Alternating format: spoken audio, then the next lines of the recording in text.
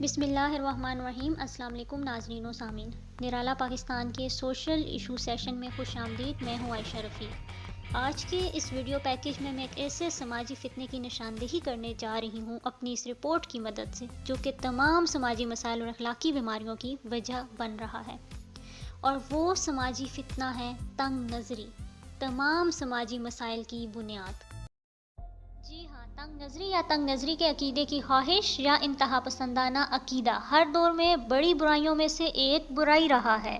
میں بطور انسان اور انسانی معاشرے کی ایک بیٹی ہونے کی حیثیت سے انسانیت کے لیے تنگ نظری کے تمام عقیدوں کو نقصان دہ سمجھتی ہوں، کیونکہ تنگ نظری انتہا پسندی کی طرف لے جاتی ہے، جو صرف اور صرف نفرت کو فروغ دیتی ہے۔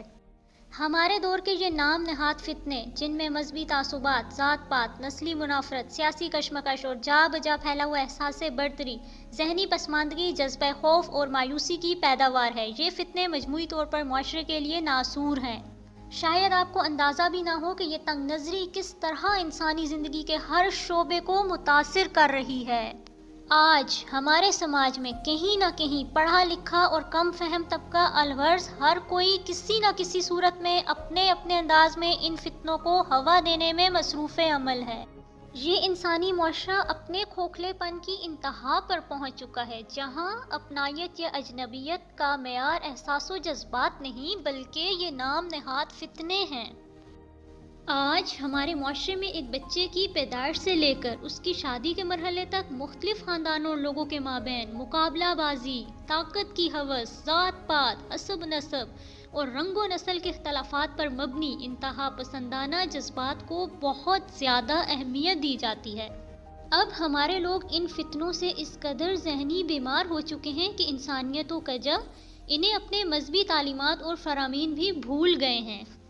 لیکن ہمیں یہ مد نظر رکھنا چاہیے کہ انسانوں کا زیادہ سے زیادہ دکھ اور ناخوشی ان کی لا علمی یا مناسب علم کی کمی کا نتیجہ ہے۔ ہمیں ذاتی طور پر اپنے اوپر سے تنگ نظری کا غلبہ کم کرنے کے لیے کوشش کرنی چاہیے۔ صد افسوس، بعض اوقات لوگ ایسے عقائد جو کہ فتنہ ہیں، ان کے بارے میں جنونی ہو جاتے ہیں، حالانکہ دین اسلام سمیت کوئی بھی مذہب جنونیت کی تبلیغ نہیں کرتا۔ یاد رکھیے، روحانی آسودگی ہمیں صرف اسی وقت حاصل ہو سکتی ہے جب ہم خود پر سے تنگ نظری کا غلبہ ختم کر دیں گے، ہم میں آگے بڑھنے کا حوصلہ ہو، سماجی برائیوں اور نفسیاتی فتور کی بیخ کنی کرنے کی ہمت ہو۔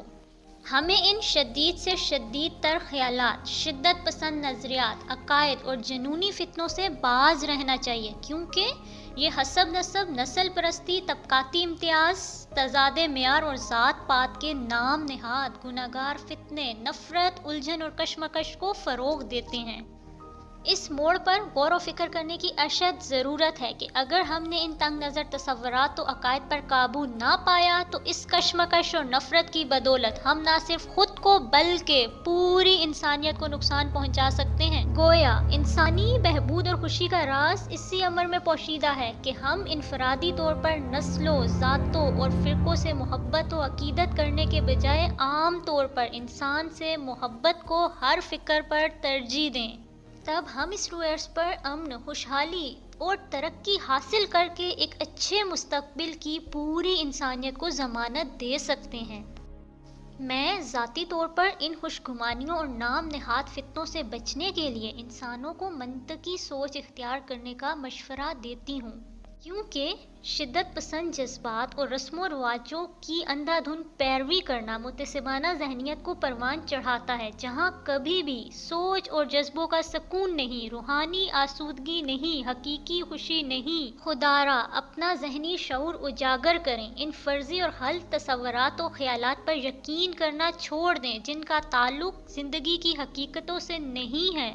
یاد رکھیے، برائی کا سامنا کرنے سے ہی برائی ختم ہوتی ہے، نہ کہ برائی کے سامنے چپ رہنے سے اور سرنڈر کرنے سے۔ اگر ہم لوگوں کو صحیح معنوں میں اپنی اولاد کی طرح انسانیت سے محبت ہو جائے تو ہم نہ خود کو اور نہ دوسروں کو، نہ مذہب کے میدان میں، نہ سماج کے سامنے اور نہ ہی گھر میں سکون آور پریوں کی کہانی کے ذریعے دھوکہ دینے پر راضی ہوں گے۔ تنگ نظری کا فتنہ ہماری ذاتی شخصیت سے لے کر بطور مجموعی ہمارے معاشرے پر کس طرح اور کس حد تک اثر انداز ہو رہا ہے، اس کے چند ایک چیدہ پہلوؤں کی نشاندہی میں نے اپنے اس ویڈیو پیکیج میں کر دی ہے۔